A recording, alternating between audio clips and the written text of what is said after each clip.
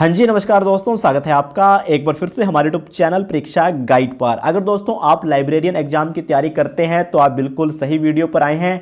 आज हमारी वीडियो का है पार्ट 3। इससे पहले हमने 2 पार्ट अपलोड कर दिए हैं, पार्ट 1 और पार्ट 2। अगर आपने अभी तक उन्हें नहीं देखा है तो जाकर उन्हें देख लें, वीडियो के डिस्क्रिप्शन में उनका लिंक दिया हुआ है। अगर आप हमारी PDF लेना चाहते हैं तो हमारे टेलीग्राम चैनल को ज्वाइन कर लें और हमारे टेलीग्राम चैनल पर डेली क्विज मिलेगी आपको, जिन्हें आप करके प्रैक्टिस कर सकते हैं। तो बिना किसी देरी के वीडियो को करते हैं शुरू। आपकी स्क्रीन पर पहला प्रश्न है, स्वतंत्रता से पूर्व बड़ौदा राज्य में पुस्तकालय के विकास हेतु पुस्तकालय आंदोलन में किसका योगदान रहा? Option A Maharaja Ranjit Singh, option B Maharaja Sayaji Rao Gaekwad, option C Maharaja Malhar Rao Gaekwad, option D Maharaja Fateh Singh Rao Gaekwad. तो इसका जो सही उत्तर है वो है ऑप्शन बी महाराजा सियाजी राव गायकवाड़, जो बड़ौदा राज्य के महाराज थे। इन्होंने 1910 में पुस्तकालय आंदोलन शुरू किया था। अगला प्रश्न है आपके सामने, उस समिति की पहचान करें जिसे पुस्तकालयों से संबंधित भारतीय मानकों के उत्तरदायित्व का भार दिया गया है। UGC दिसंबर 2019 में यह प्रश्न पूछा गया है। आपके सामने 4 ऑप्शन हैं, ए Z39, बी TC46 और सी है BIS या LIB और डी ऑप्शन है MSD5। तो इनमें से कौन सी वो समिति है? तो उस समिति का नाम है MSD5। अब आप ये पूछ रहे होंगे इसका मतलब क्या होता है Z39? तो मैं ये भी लेकर आया हूँ, किसी को भी निराश नहीं करूँगा, ठीक है। जितना हो सकता है उतना मैं कर रहा हूँ। MSD5 समिति जिसे पुस्तकालयों से संबंधित भारतीय मानकों के उत्तरदायित्व का भार दिया गया है। और Z39 का क्या मतलब होता है? यह एक अंतर्राष्ट्रीय मानक क्लाइंट सर्वर है जो TCP/IP कंप्यूटर नेटवर्क पर डेटाबेस से जानकारी खोजने और पुनर्प्राप्ति करने के लिए एप्लीकेशन लेयर कम्युनिकेशन प्रोटोकॉल है। और वहीं बात करें TC46, ये क्या होता है? ISO TC46 SC9 ISO तकनीकी समिति 46 की 9वीं उप समिति है और सूचना संसाधनों की पहचान और विवरण के लिए जिम्मेदार है। अप्रैल 2008 तक TC46 SC9 सचिवालय को ANSI USA में स्थानांतरित कर दिया था। दोस्तों मैं जानता हूं कि मैंने अभी जो भी बोला वो आपको समझ नहीं आया होगा, ठीक है, क्योंकि दोस्तों लाइब्रेरियन सब्जेक्ट ऐसा है, आप इसकी जितनी ज़्यादा प्रैक्टिस करोगे ना आपको उतना ज़्यादा बेनिफिट होगा, ठीक है। क्योंकि आप ये मत सोचना कि 1-2 महीने में तैयारी कर इसे आप बहुत अच्छा कर सकते हो। कम से कम 6-7 महीने लगेंगे आपको लाइब्रेरियन सब्जेक्ट को बिल्कुल कंठस्थ करने के लिए। अब चलते हैं अपने अगले प्रश्न की ओर। हमारा अगला प्रश्न है, पुस्तकालय एवं सूचना विज्ञान के क्षेत्र में MPhil और PhD प्रारंभ करने वाले प्रथम भारतीय विश्वविद्यालय का नाम। मतलब कि भारत में ऐसी कौन सी यूनिवर्सिटी थी जिसने पहली बार MPhil और PhD डिग्री को शुरू किया? तो आपके सामने 4 यूनिवर्सिटियों के नाम हैं, पुणे विश्वविद्यालय, दिल्ली विश्वविद्यालय, कोलकाता विश्वविद्यालय, अलीगढ़ मुस्लिम विश्वविद्यालय। तो इसका जो राइट आंसर होगा वो होगा दिल्ली विश्वविद्यालय ने MPhil और PhD डिग्री शुरू की थी, ठीक है। अब चलते हैं हम लोग अगले प्रश्न की ओर। अगला प्रश्न है, लाइब्रेरी शब्द की उत्पत्ति किस भाषा से हुई है? ऑप्शन ए लैटिन भाषा, ऑप्शन बी ग्रीक भाषा, ऑप्शन सी अंग्रेजी या उपयुक्त में से कोई नहीं। तो इसकी उत्पत्ति हुई है ऑप्शन ए लैटिन भाषा से, ठीक है। लाइब्रेरी शब्द लैटिन भाषा के लाइबर शब्द से निकला है। पुस्तकालय वह स्थान है जहां विविध प्रकार के ज्ञान, सूचनाओं, स्रोतों, सेवाओं आदि का संग्रह रहता है। पुस्तकालय शब्द अंग्रेजी के लाइब्रेरी शब्द का हिंदी रूपांतरण है। लाइब्रेरी शब्द की उत्पत्ति लैटिन भाषा के लाइबर शब्द से हुई है जिसका अर्थ है पुस्तक, ठीक है। अब चलते हैं अगले प्रश्न की ओर। अगला प्रश्न है, भारत में सर्वप्रथम किस विश्वविद्यालय ने पुस्तकालय विज्ञान में PhD प्रोग्राम प्रारंभ किया? RPSC लाइब्रेरियन 2016 में यह प्रश्न पूछा गया है। मद्रास विश्वविद्यालय, दिल्ली विश्वविद्यालय, मुंबई विश्वविद्यालय या कोलकाता विश्वविद्यालय। अभी हमने ये क्वेश्चन किया था तो उसमें क्या था, दिल्ली विश्वविद्यालय, ठीक है। तो आपको ये याद हो गया होगा। ये प्रश्न है ना पीएचडी, एमफिल, ये लगातार पूछे जाते हैं किसी ना किसी एग्जाम में। अब चलते हैं अगले प्रश्न की ओर। आप यहाँ पर देख भी सकते हो, मैं फोटो भी लेकर आया हूँ इसकी डाउनलोड करके। तो यहाँ देख सकते हो, दिल्ली विश्वविद्यालय में सर्वप्रथम department of library and science की शुरुआत 1946 में फैकल्टी ऑफ आर्ट के अंतर्गत की गई तथा सर्वप्रथम लाइब्रेरी साइंस में MLIS दिल्ली विश्वविद्यालय द्वारा सन 1949 में और पीएचडी डिग्री की शुरुआत दिल्ली विश्वविद्यालय द्वारा सन 1951 में सबसे पहले की गई। 1957 में श्री DB कृष्ण राव को प्रथम पीएचडी की उपाधि दी गई। उनका शोध कार्य शीर्षक fact analysis and depth classification of agriculture था। उन्होंने पीएचडी की डिग्री डॉक्टर SR रंगनाथन और डॉक्टर S दासगुप्ता के मार्गदर्शन में प्राप्त की। DU द्वारा लाइब्रेरी साइंस में एमफिल की शुरुआत 1998 में की गई, यानी कि दिल्ली यूनिवर्सिटी के द्वारा, ठीक है। तो अगला प्रश्न है आप सभी के सामने, एमलिब साइंस का आरंभ करने वाला देश का प्रथम विश्वविद्यालय है। यूनिवर्सिटीज ऑफ मद्रास या यूनिवर्सिटीज ऑफ दिल्ली या SNDT women universities Bombay, Aligarh Muslim universities, कौन सा है? तो इसका जो राइट आंसर होगा ना वो होगा b, universities of Delhi. DSSB 2019 में पूछा गया है।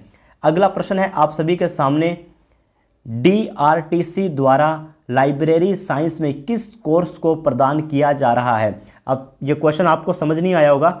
DRTC द्वारा लाइब्रेरी साइंस में किस कोर्स को प्रदान किया जा रहा है?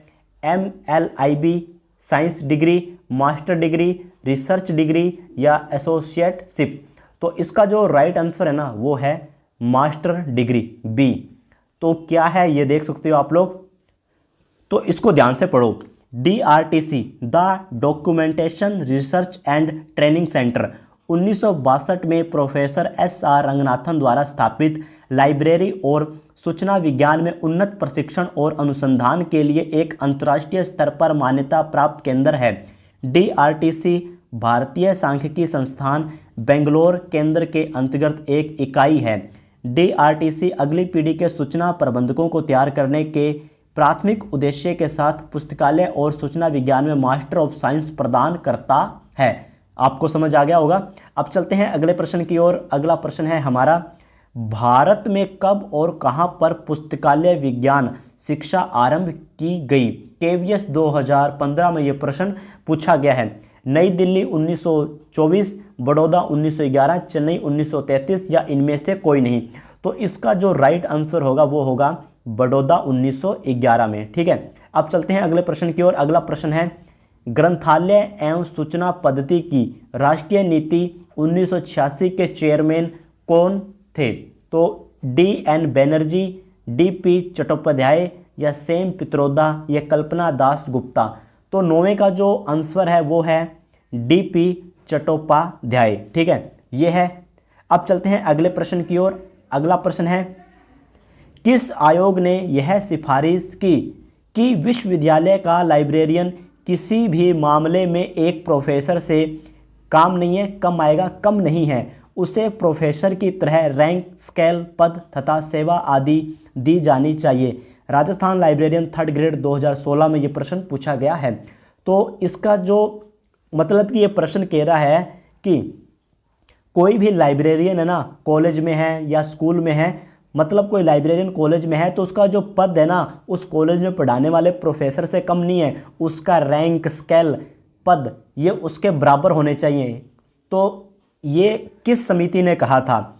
ठीक है, तो ये कहा था विश्वविद्यालय अनुदान आयोग ने कहा था। 1953 में इसका गठन किया गया था, ठीक है। ऑप्शन डी इसका बिल्कुल करेक्ट है। अब चलते हैं अगले प्रश्न की ओर। अगला प्रश्न है आपके सामने, शिक्षा संबंधी कौन से आयोग का यह विचार था कि वृद्धि कर रहे किसी विभाग को इससे अधिक हानिकारक और कुछ नहीं हो सकता कि अपने पुस्तकालय की उपेक्षा करे या उससे निम्न प्राथमिकता दे?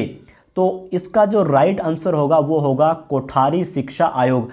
अगला प्रश्न है आपके सामने, भारत सरकार द्वारा नियुक्त पुस्तकालयों के लिए सलाहकार समिति को जाना जाता है।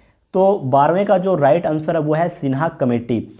प्रश्न को ध्यान से पढ़ लो, भारत सरकार द्वारा नियुक्त पुस्तकालयों के लिए सलाहकार समिति को जाना जाता है सिन्हा कमेटी। तो यहाँ देखो, भारत सरकार द्वारा 1957 के पी सिन्हा के अध्यक्षता में एक सलाहकार समिति बनी और इसकी रिपोर्ट 1959 में प्रस्तुत की गई, जिसमें सार्वजनिक पुस्तकालय विधेयक का प्रारूप प्रदान किया गया। सिन्हा कमेटी को एडवाइजरी कमेटी फॉर लाइब्रेरीज के नाम से भी जाना जाता है। अब चलते हैं अगले प्रश्न की ओर। अगला प्रश्न है, पुस्तकालयों के विकास के लिए कुल कॉलेज बजट का 10% खर्च करने की सिफारिश करने वाला आयोग है।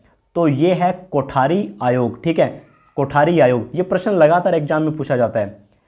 अगला प्रश्न है प्रश्न नंबर 14, भारत में राधा कृष्ण कमीशन की स्थापना किसके विकास हेतु हुई थी? माध्यमिक शिक्षा, विश्वविद्यालय शिक्षा या प्राथमिक शिक्षा, सभी के लिए शिक्षा।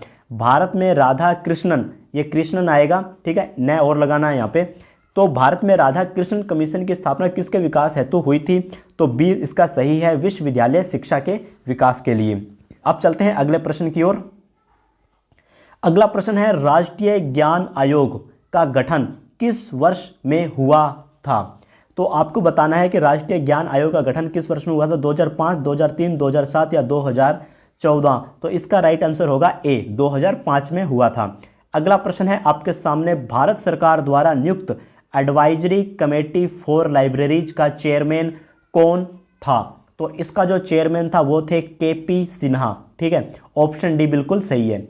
अगला प्रश्न है आपके सामने, national knowledge commission report to the national 2006 से 2009 की पुस्तकालयों के बारे में निम्नलिखित में से कौन सी अनुशंसा नहीं है?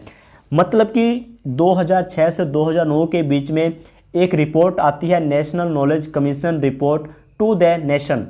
ठीक है, इसने एक अनुशंसा की थी, वो 4 ऑप्शन दिए, इनमें से कौन सी नहीं थी ये बताना है आपको। ठीक है, तो पहला ऑप्शन है पुस्तकालयों पर राष्ट्रीय आयोग की स्थापना।